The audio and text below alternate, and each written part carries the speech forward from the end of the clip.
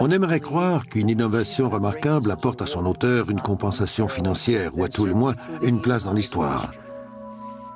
Vous serez scandalisé d'apprendre l'histoire de cet homme dont les inventions ont révolutionné notre vie et qui est pratiquement tombé dans l'oubli.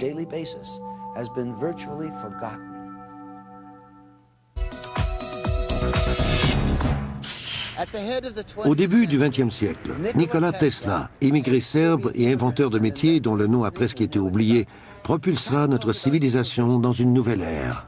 On lui doit le courant alternatif, la radio, le tube fluorescent, le contrôle à distance ainsi que la robotique.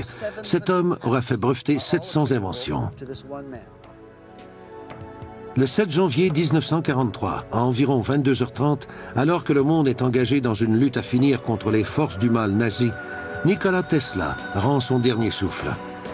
Il meurt seul dans une petite chambre de l'hôtel New Yorker.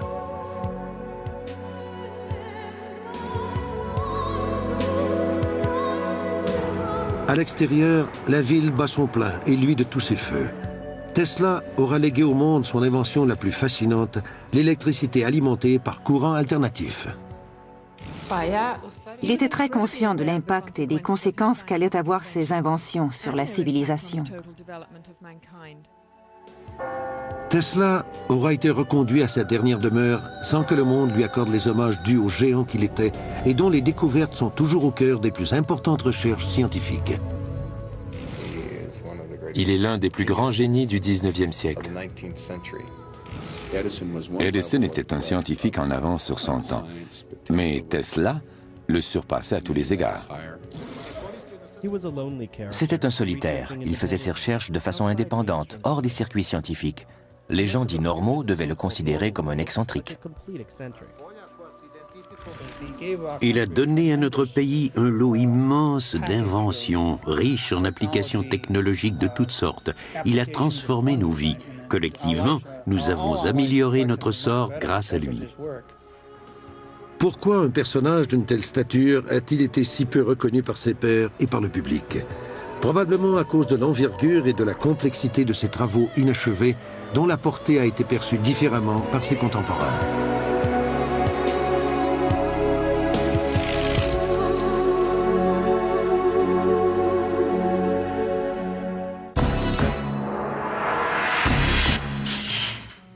La légende veut que Nikola Tesla soit né sur le coup de minuit en 1856, durant un orage particulièrement violent. Sa plus grande aspiration, alors qu'il est un jeune homme, est de harnacher l'énergie des chutes Niagara. Il réalise son rêve et impose le courant alternatif. Aujourd'hui, près d'un demi-siècle après sa mort, le mystère entourant Tesla demeure entier. Pourquoi ses contributions à la science, nombreuses et éblouissantes, ont-elles sombré dans l'oubli? Philanthrope, doté d'un grand amour pour son pays d'adoption, Nikola Tesla est bien sûr surtout un génie à l'imagination débridée, qui correspond à l'idée que l'on se fait du scientifique un peu fou, dont le plus grand crime aura été d'être trop en avance sur son temps. Fils d'un pasteur très strict et d'une mère brillante et inventive, Tesla, un Serbe, grandit dans un petit village de Croatie. Doté d'une mémoire photographique exceptionnelle dès l'âge de 18 ans, il maîtrise 6 langues et commence à être reconnu comme un inventeur de haut calibre. Il possède un talent incroyable, celui de visualiser ses inventions. Il peut voir chaque élément d'une invention, les assembler, en vérifier le fonctionnement, y apporter des correctifs, et tout ce processus se déroule dans sa tête, même pendant qu'il dort. Depuis sa tendre enfance, Tesla était capable de visualiser des objets de façon si intense qu'il ne pouvait pas faire la différence entre un objet réel et le fruit de son imagination. En 1884, Nikola Tesla émigre aux États-Unis. Sans le sou, il se présente à Thomas Edison qui l'embauche immédiatement. Okay, Tesla, consider yourself introduced. Lorsque Tesla décrit à Edison son projet sur le courant alternatif et son système de moteur à courant polyphasé, beaucoup plus efficace que le système à courant continu d'Edison, ce dernier commence à voir en Tesla un dangereux compétiteur. Même si le système était meilleur que le sien, Edison ne supportait pas d'être déclassé. Les gens très compétitifs sont ainsi faits. Ils vont chercher à se détruire. Un prix est offert à quiconque réussit à harnacher et à transmettre l'énergie hydraulique de Niagara Falls à Buffalo, dans l'État de New York. Edison s'emploie à discréditer Tesla et son courant alternatif. Alternating current is a danger to human life. Start the generator.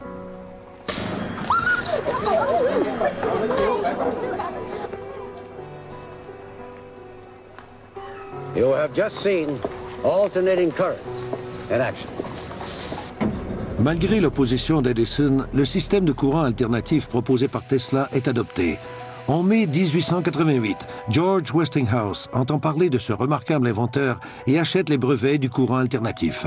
Dès 1897, le nom de Tesla et celui du courant alternatif deviennent connus dans les foyers du monde entier. Il savait ce que l'implantation du courant alternatif et l'électrification signifiaient pour le monde entier, les changements draconiens que ces inventions apporteraient à la vie quotidienne, à l'information en général et même à l'état mental des êtres humains.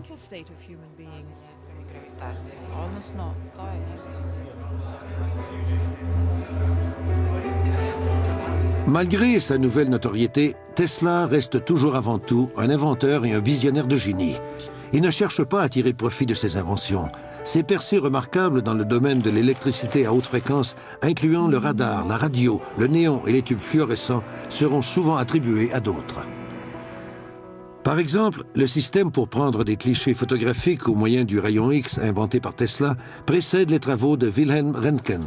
L'imagination fertile de Tesla lui fait entrevoir la possibilité d'Internet et de la télévision des décennies avant tout le monde. Malgré ces sauts dans le futur qui se sont avérés vrais, la tendance de Tesla à l'exagération et sa façon de présenter ses idées à la presse le desserviront et lui vaudront beaucoup de critiques. We must be able to transmit scenes from other places over long distances.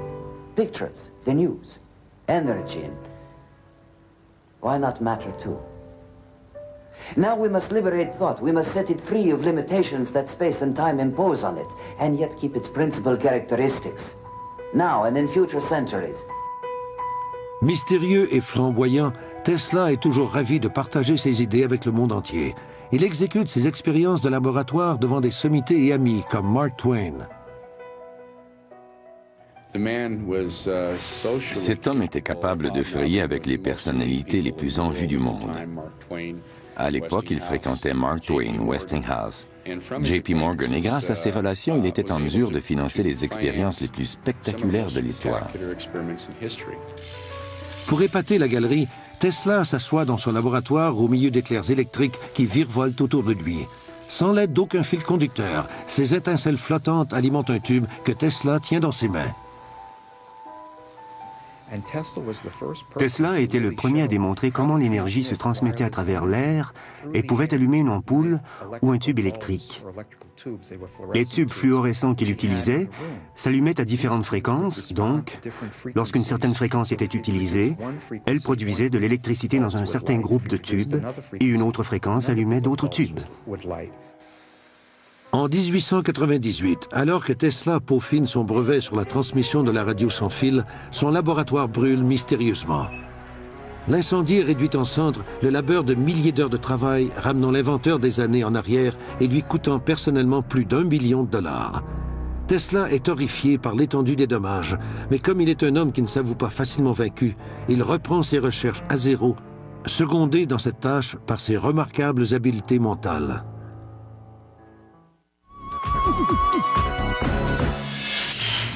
En 1899, Tesla emménage à Colorado Springs et poursuit ses expériences sur les ondes terrestres et atmosphériques. Trouver de nouvelles formes d'énergie gratuites à la surface du sol comme dans les airs demeure sa grande passion. Alors qu'il étudie un phénomène connu sous le nom de la résonance Schumann, il élabore une théorie pour utiliser des nouvelles sources d'énergie illimitées qui profiteraient à tous les humains de la Terre. Il existe autour de la Terre une cavité qui résonne à environ 8 cycles par seconde. Cette cavité est comprise dans l'espace entre le sol que nous foulons et l'ionosphère. Cette bande, qui fait environ 60 km, est une caisse de résonance tridimensionnelle dans laquelle on peut transmettre de l'énergie électromagnétique de 8 Hz sans presque aucune atténuation. La résonance Schumann tire ses mégawatts d'énergie des éclairs qui se produisent plusieurs fois par seconde partout dans le monde.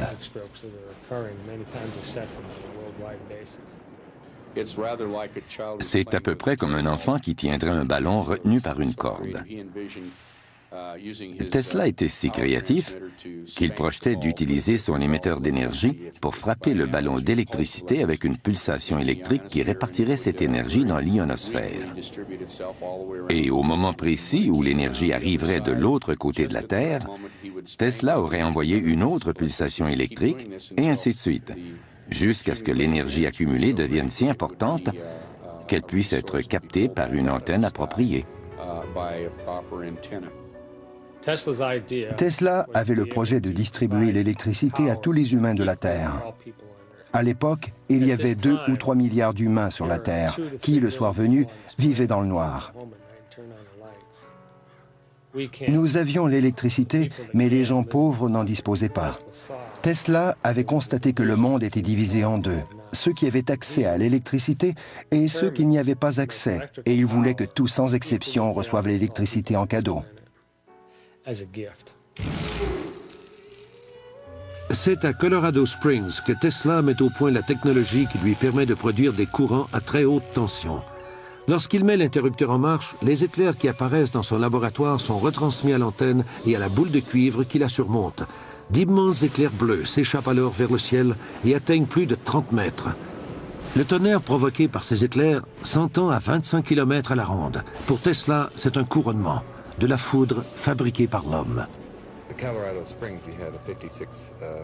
À Colorado Springs, il avait un transformateur de 56 kVA que George Westinghouse lui avait donné et qui pouvait atteindre 55 000 volts. Il s'est servi d'un émetteur pour augmenter la puissance de ce transformateur et a si bien réussi qu'il a fait sauter quelques génératrices de la centrale de Colorado Springs, située à 40 km plus loin.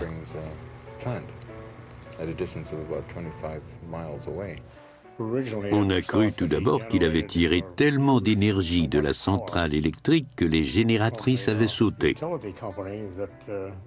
Mais aujourd'hui, on pense plutôt qu'il avait capté de l'énergie dans l'air ambiant, à haute altitude, et que cette énergie a été reconduite dans ces génératrices. Comme on ne peut pas réintroduire de l'énergie électrique dans des génératrices sans faire fondre les circuits, bref, on a refusé de leur vendre de l'électricité tant que Tesla et son assistant n'auraient pas réparé les génératrices.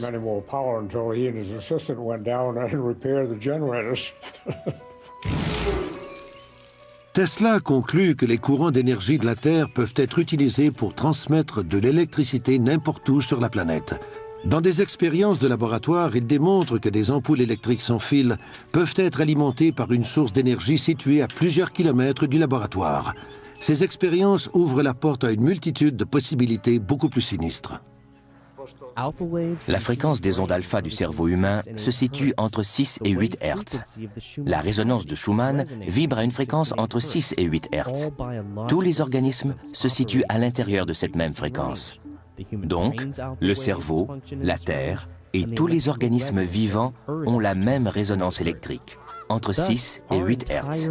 En contrôlant cette fameuse fréquence de façon électronique, on peut influencer les ondes cérébrales de l'humanité entière.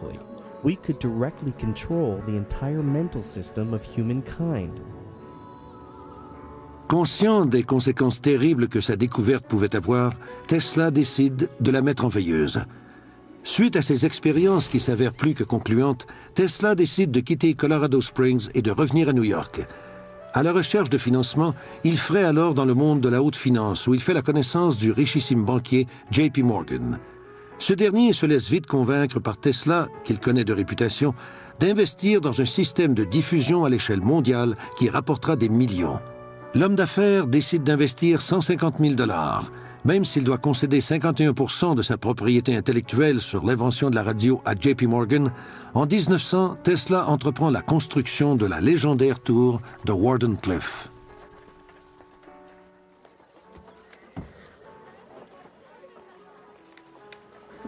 Tesla voulait prouver que l'énergie se retransmettait par ondes radio. Tesla avait convaincu ses investisseurs, mais c'était l'électricité qui l'intéressait avant tout. Alors que la tour est en construction, Tesla apprend que Guglielmo Marconi vient de retransmettre des ondes radio à travers l'Atlantique. Morgan menace de se retirer du projet. Loin de s'avouer vaincu, Tesla transforme le projet de la tour Wardenclyffe en un projet encore plus ambitieux. Il convainc Morgan qu'il peut ériger un système de tours qui lui permettra de capter l'énergie de l'ionosphère. Ces antennes géantes rendront possible la réalisation de son vieux rêve, celui de pouvoir transmettre l'électricité sans fil partout dans le monde, en d'autres mots, de l'énergie gratuite pour tous. Tesla a été traité de fou parce qu'il disait pouvoir générer de l'électricité sans carburant, sans énergie solaire et sans énergie éolienne. Et il le pouvait. C'était bien sûr quelque chose que les compagnies pétrolières voulaient empêcher à tout prix. Tesla était aussi capable de transmettre de l'énergie électrique sans fil à travers l'atmosphère. Morgan a mis fin au projet lorsque les conséquences commerciales sont apparues. Ne voyant aucun profit à retirer des installations de Tesla et convaincu que Marconi monopoliserait la radio, Morgan se retire. Ironiquement, 40 ans plus tard, la Cour suprême des États-Unis déclare que Marconi s'est servi des brevets déjà détenus par Tesla pour mettre au point sa technologie de la radio. Tesla est reconnu pour être l'inventeur de la transmission sans fil. Certains croient que le fiasco de Wardenclyffe n'est pas qu'une affaire d'argent. Ils soutiennent que Tesla lui-même aurait sabordé son projet de peur qu'il ne tombe entre les mains de gens peu scrupuleux, causant ainsi plus de mal que de bien aux hommes et à la planète. Même si à la fin Morgan a coupé les fonds pour le projet de la tour Wardenclyffe, je pense que ce projet n'a pas été stoppé par manque d'argent. Tesla y a mis fin parce que ses idées pouvaient servir à des fins militaires. C'est probablement la décision la plus sage qu'un scientifique peut prendre. Pour la première fois, Tesla reconnaît dans un article publié dans le New York Times que Wardenclyffe pouvait être utilisé pour abattre des avions. Il a fait marche arrière avant qu'une catastrophe dont il aurait été responsable se produise. Parce qu'en étant capable de soutirer et de diriger l'énergie de l'ionosphère, quelques 2 milliards de volts, il était en mesure de détruire une ville, une arme encore plus dévastatrice que la bombe atomique. Tesla a-t-il découvert l'arme de destruction ultime? La réponse à cette question n'est toujours pas claire. En 1915, une rumeur veut que Nikola Tesla et Thomas Edison reçoivent conjointement le prix Nobel, mais la rumeur s'avère fausse. 2 ans plus tard, Tesla reçoit la médaille Edison décernée par l'Institut américain des ingénieurs électriques. Toute la crédibilité que cette récompense aurait pu lui apporter est vite détruite par la propension de Tesla à se vanter que Wardenclyffe peut être utilisé pour modifier les conditions atmosphériques. Pendant la guerre, ils ont démoli la tour parce que les militaires croyaient qu'elle servait à espionner. 2 ou 3 charges de dynamite ont été nécessaires pour la faire tomber. Elle était si bien construite qu'ils ont eu du mal à la démolir. Mais avant que la tour ne soit détruite, on a fait des expériences sur les ondes scalaires. Tous les oiseaux, les mouettes, avaient déserté la région dans un périmètre de 30 km. Les pêcheurs se sont plaints qu'il n'y avait plus de poissons dans une zone de 15 à 25 km pendant que la station opérait.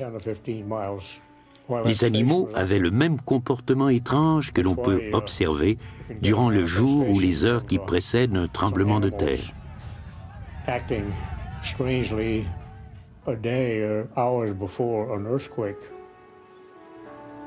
La tour, si chère à son cœur, désormais détruite, Tesla se retire dans son laboratoire et se livre à des expérimentations autrement plus complexes et dangereuses.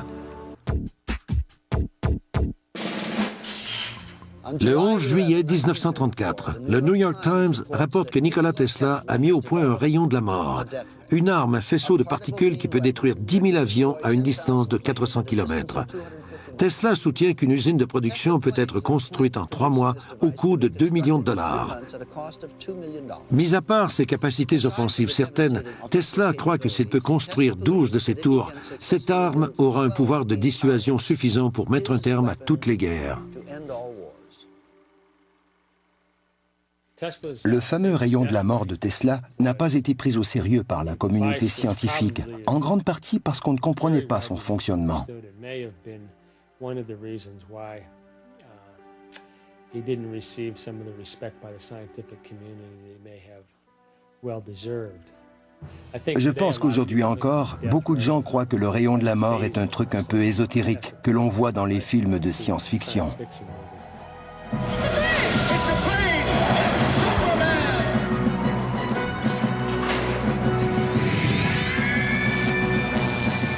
Le rayon de la mort terrifie le public, mais fascine Hollywood. Tesla est caricaturé dans les dessins animés de Superman comme le prototype du savant fou qui terrorise la ville de New York avec son rayon de la mort et une armée de robots contrôlés à distance. Le rayon de la mort inventé par Tesla dans les années 30 était une arme qui projetait un faisceau de particules. Basé sur le principe de l'accélération électrostatique des particules chargées, ces expériences sont similaires à celles pratiquées aujourd'hui par le département de la Défense. C'est une particule, un microprojectile qui, lorsque soumis à une haute tension, atteint une très grande vélocité. Comme la vélocité est très élevée, la particule n'a pas besoin d'être très grosse pour être une arme très dangereuse. Si on regroupe ces particules en faisceaux, on obtient une arme très puissante qui peut frapper un missile dans l'espace, par exemple. Avec seulement 12 de ces installations situées à des endroits stratégiques sur le territoire américain, Tesla clame que sa téléforce est une défense extrêmement efficace contre tout attaquant. À la veille de la Deuxième Guerre mondiale, le gouvernement américain s'intéresse activement au rayon de la mort de Nikola Tesla. Parce qu'il était un patriote, Tesla a offert ce système au gouvernement américain.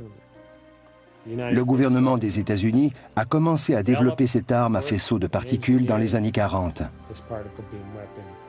Nous ne connaissons ni l'ampleur ni les résultats de ces recherches, mais nous avons maintenant accès à des documents qui ont été rendus publics sous le Freedom Information Act.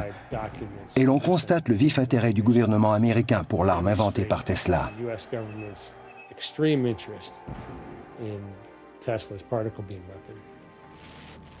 Le New York Times déclare que le rayon de la mort, en projetant des rayons de particules à travers l'espace, peut causer la mort de millions de soldats et que c'est à ce jour incontestablement la plus grande invention de Tesla. Mais Tesla fait volte-face et décide de rendre impossible l'exploitation de son invention par un seul gouvernement. Il morcelle ses plans et les distribue comme les morceaux d'un casse-tête à assembler. Il les donne au gouvernement anglais, canadien, américain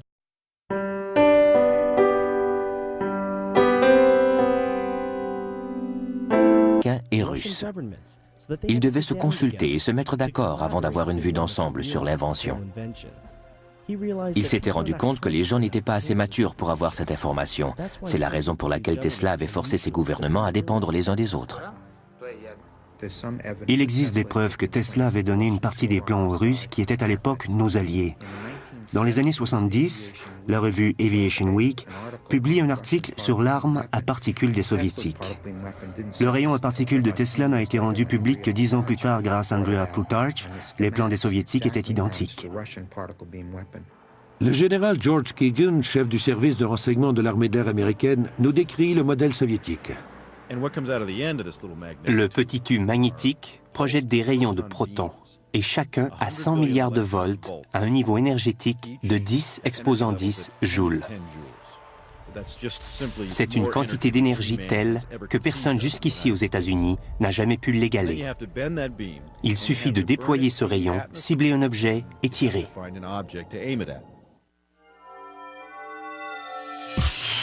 Le 16 mai 1935, Nikola Tesla fait parvenir aux scientifiques et aux ingénieurs russes une proposition concernant la haute tension et l'accélération des particules. En novembre de la même année, il reçoit en retour une longue liste de questions.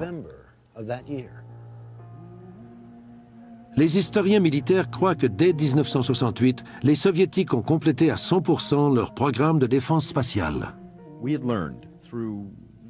J'ai appris de sources très sûres qu'en 1977, les Soviétiques s'apprêtaient à tester dans l'espace le laser le plus puissant de l'histoire, 10 fois plus puissant que tous les lasers développés aux États-Unis. Lorsque je suis devenu chef du service de renseignement de l'armée de l'air américaine, le premier geste que j'ai posé a été de déclarer que notre priorité numéro 1 serait de développer un tel projet. Nous avons rencontré 40 ou 50 des meilleurs physiciens nucléaires du monde libre, du calibre de Edward Teller. Pendant 6 ans, avec un budget de 60 millions de dollars, ces scientifiques ont travaillé un projet secret, nom de code Projet CISA. Leur but, développer un rayon à électrons qui soit capable d'abattre un engin balistique à portée intercontinentale. Ils ont échoué. Aujourd'hui, la Maison-Blanche et le département de la Défense gardent un silence embarrassé alors que les techniciens et les scientifiques qui ont participé à ces recherches s'aperçoivent qu'après analyse, ils ont peut-être trompé les attentes de la population américaine. Le président Reagan, en élaborant sa stratégie de défense, cherche-t-il simplement à combler l'écart entre Américains et Soviétiques?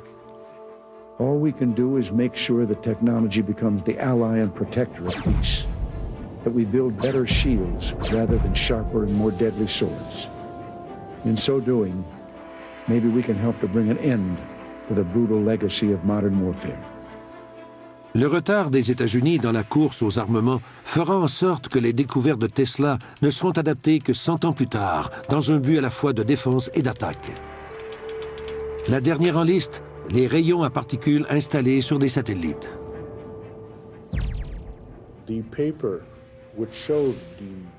Les documents qui décrivent la technologie pour construire la machine anti-guerre ont été finalement publiés par la société internationale Tesla.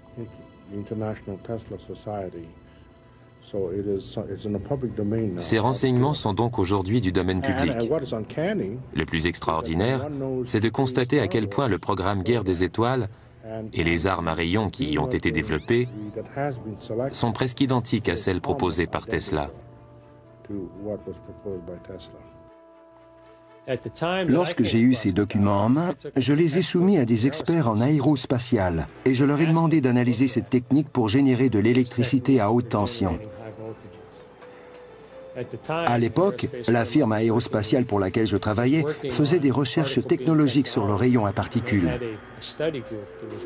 Un groupe d'études élaborait des propositions à soumettre au gouvernement américain sur les armes à composantes énergétiques. J'ai donné ces documents à l'équipe de recherche et je leur ai demandé de les analyser. On m'a répondu que c'était intéressant et on ne m'a rien dit de plus. Tesla avait certainement en tête une foule d'armes très puissantes. Je pense que je peux me permettre de dire que les armes existent et que plusieurs pays les possèdent. Nous savons que les Russes se sont intéressés très tôt à des choses comme l'énergie à partir de l'espace. Ils étaient aussi très intéressés par les applications militaires.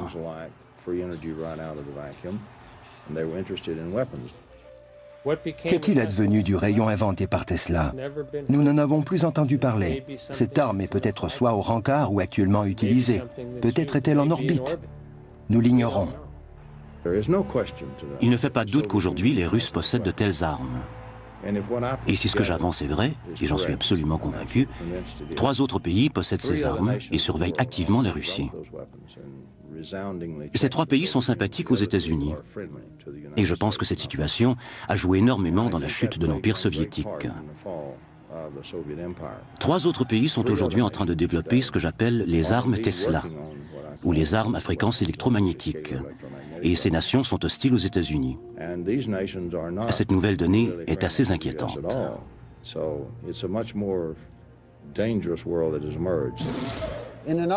Dans un article publié le 3 novembre 1998, Bill Gertz du Washington Times écrit « L'armée chinoise est en train de construire des armes au laser et possède déjà des armes de rayons à particules capables de mettre hors d'usage les capteurs des systèmes de reconnaissance situés dans l'espace.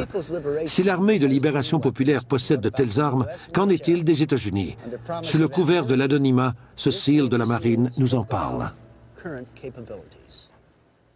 Nous possédons des armes de rayons à particules. Je les ai déjà utilisées au cours de tests sous-marins au large de la côte californienne.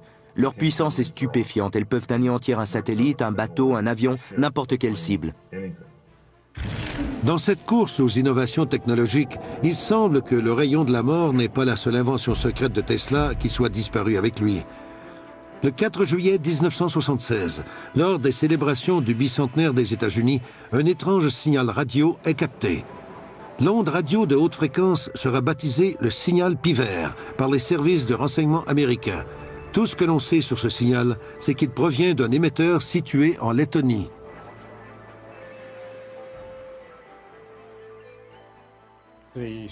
Les Soviétiques ont mené des expériences en vue de créer une aurore artificielle. Je ne sais trop pourquoi, mais je pense que c'était pour prouver qu'il était possible de projeter de l'énergie à très basse fréquence au loin, à l'horizon, et provoquer certains phénomènes.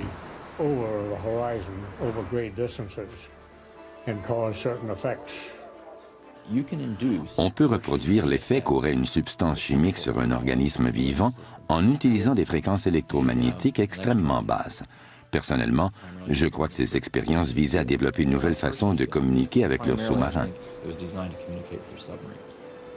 Le 13 juillet 1977, à 21h19 précises, le signal pi vert cesse brusquement.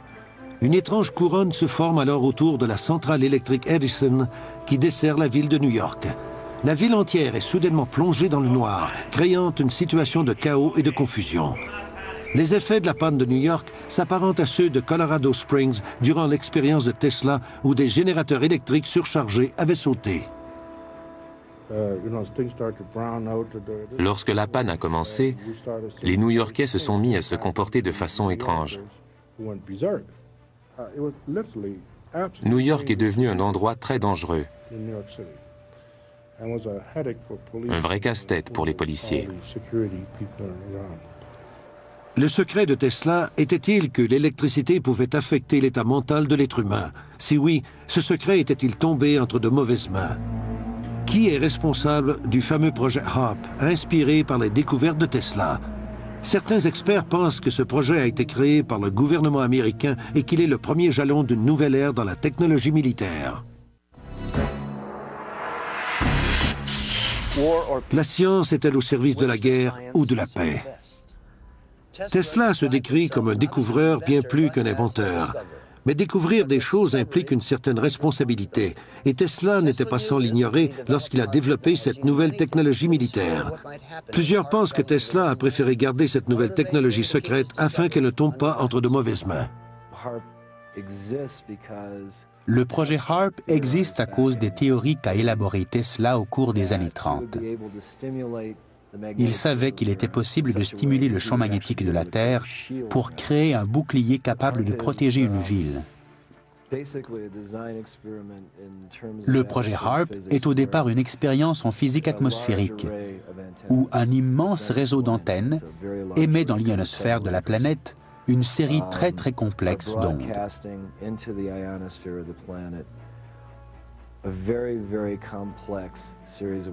Et ces ondes sont spécifiquement conçues pour se conjuguer avec l'ionosphère, qui est une cavité de résonance.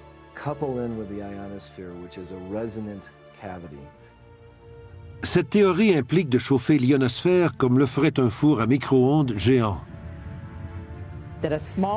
Une petite pulsation d'un certain nombre de watts peut provoquer une grande pulsation parce qu'il est possible, de façon fortuite ou intentionnelle, d'utiliser l'énergie qui nous entoure et qui circule à travers nos corps et qui se retrouve partout dans l'espace.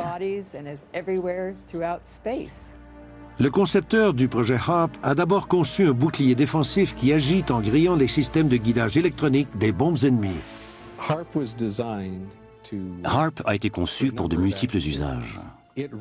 Au départ, ce n'était pas une arme. Si vous lisez les brevets, vous verrez que je pensais d'abord à une utilisation défensive. Eastland soutient qu'en chauffant des portions de la haute atmosphère, HARP peut affecter la température globale de la Terre, une idée pour laquelle Tesla a été ridiculisée voilà presque 100 ans. Un des grands dangers du projet HARP est qu'en se concentrant sur une petite portion de l'ionosphère, on risque de créer une distorsion dans la magnétosphère de la planète, la magnétosphère étant le bouclier naturel de la Terre.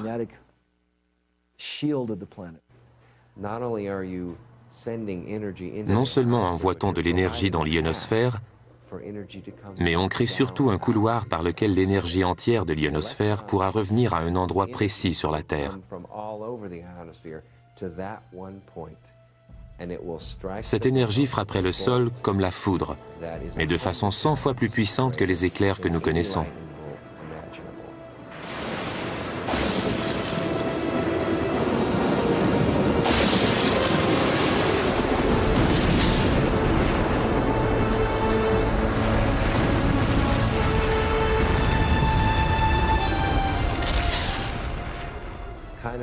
La force de cette foudre serait équivalente à l'éruption de 3 ou 4 monts St. Helens par seconde.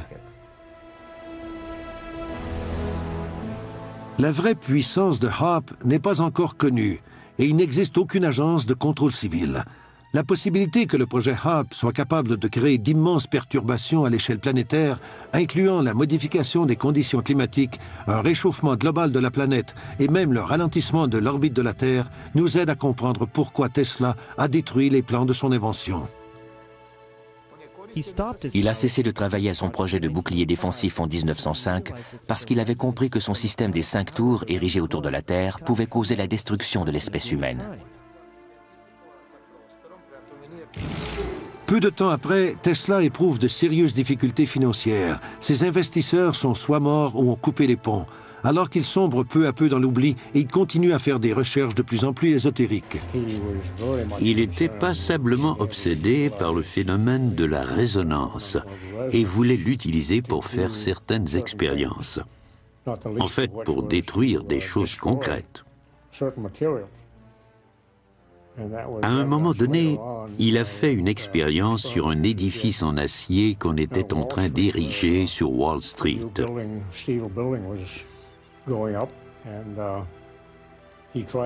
Il diffusait des ondes avec un petit émetteur qui n'était rien d'autre qu'une espèce de vibrateur mécanique qui fonctionnait à pile.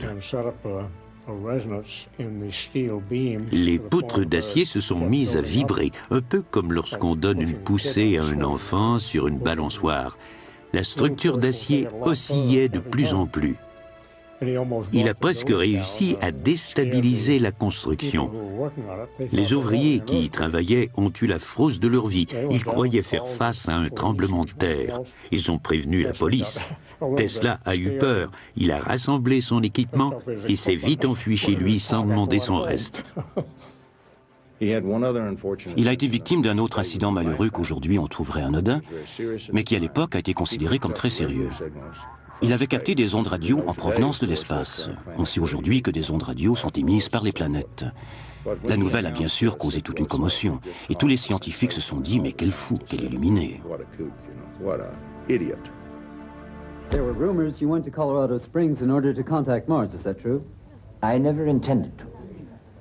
However, I recorded certain electrical impulses of unknown origin, and these were repeated at constantly timed intervals. It's possible they were a kind of signal from space. And did you in turn send them a message? Ask the Martians that question. Mr. Sessom, Not so today. No more questions, please. Les gens ont cru qu'il devenait fou. Il nourrissait les pigeons dans le parc et il avait l'idée de transmettre des signaux sur Mars. Tesla a une pensée tellement complexe, il est si excentrique que peu de ses collègues comprennent l'ampleur de son travail. Il est perçu comme une personne arrogante et hautaine.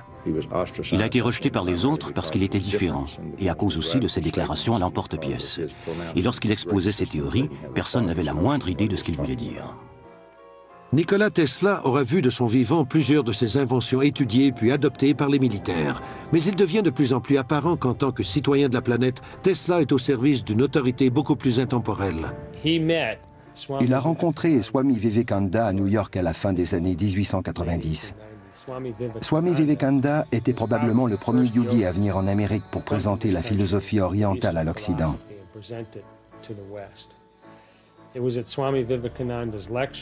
C'est au cours d'une de ses conférences que Tesla s'approprie la terminologie sanscrite et intègre des notions telles que la prana, akasha et celle de l'éther. Ces termes nouveaux lui serviront à décrire la physique de l'univers et celle de la création de la matière dans notre dimension. Dans plusieurs de ses lettres, il dit que s'il avait à choisir une religion, il serait bouddhiste. Toutes ses pérégrinations dans les mondes parallèles, celui des rêves, des machines qu'il imagine dans son esprit, sont des manifestations similaires aux expériences des chamans. On sait que les solutions lui venaient souvent quand il rêvait. La vision de l'univers de Tesla, sa cosmologie, si je peux me permettre, est basée sur un point de vue spirituel. Et c'est dans la tradition védique qu'il a trouvé la terminologie spirituelle qui lui a permis de traduire ses idées sur le monde physique. On ignore ce qui a pu provoquer cette prise de conscience spirituelle chez Tesla. Mais tout ce que l'on sait, c'est qu'il n'est pas le seul parmi les esprits de premier plan à avoir eu cette illumination. Il suffit de penser à Robert Oppenheimer, le père de la bombe atomique, ou à Albert Einstein, qui ont tous les deux reconnu à la fin de leur vie la singulière perfection de la vie sur notre planète.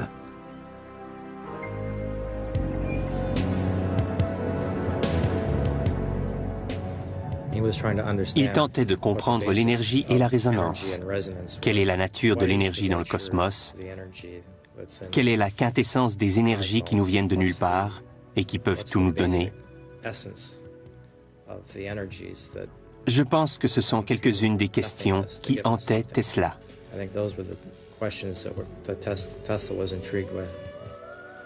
Lorsque Tesla s'éteint à l'âge de 87 ans, son héritage, plus de 700 brevets importants, tombe dans l'oubli, ignoré par presque tous, sauf par le gouvernement américain. À sa mort, les possessions de Tesla seront mises sous scellé dans un entrepôt gouvernemental pendant 10 ans. Des rapports officiels confirment que tous les documents de l'inventeur ont été microfilmés durant cette période. Et pourtant, aucune agence gouvernementale contactée à propos de l'existence de ces microfilms ne veut confirmer ou infirmer cette information. 10 ans après la mort de Tesla, le gouvernement américain nie avoir trouvé dans les papiers de Tesla des plans d'armes secrètes. Pourtant, les rumeurs quant à l'existence de tels plans persistent encore de nos jours. Mis à part le sort qui a été réservé aux découvertes secrètes de Tesla, ces inventions brevetées continuent à influencer notre vie, l'environnement, la science et la médecine d'aujourd'hui.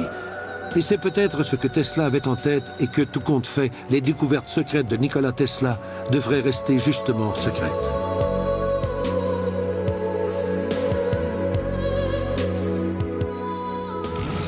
Tesla était en désaccord avec les scientifiques à propos de certains concepts de base des théories de la relativité et de la mécanique quantique. Il a perdu la faveur de la communauté scientifique de l'époque. Tesla connaissait à fond la mécanique quantique et la théorie de la relativité de Einstein. Ces deux théories ont été élaborées de son vivant. Il soupçonnait que tôt ou tard, ces théories seraient confrontées à une crise. Et c'est pourquoi il répétait souvent que le temps présent est à eux, mais le temps futur sera à moi. Albert Einstein disait aussi qu'il existait une foule de théories dans le monde et qu'elle n'était qu'un prélude à une découverte majeure dans le monde de la science et de la physique. Je crois que la science d'aujourd'hui aurait besoin de reconsidérer les théories de Tesla, parce que l'univers est plus complexe que ce que nous en savons et que nous sommes capables d'observer avec nos instruments. En tant qu'espèce pensante, nous avons atteint une étape dans notre évolution et nous sommes à deux doigts de comprendre et de manipuler l'espace, le temps et la gravité. Nous sommes à la veille d'une révolution technologique.